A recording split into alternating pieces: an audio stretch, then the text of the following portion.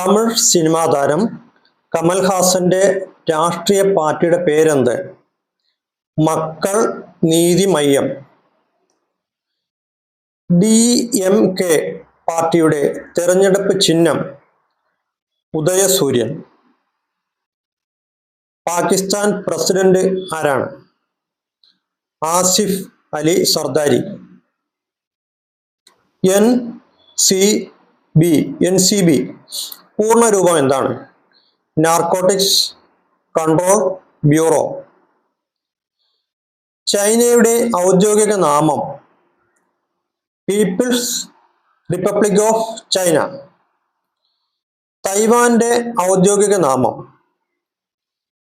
Republic of China. Karuvannur എന്ന സ്ഥലം എവിടെയാണ്? തൃശ്ശൂർ ജില്ലയിൽ.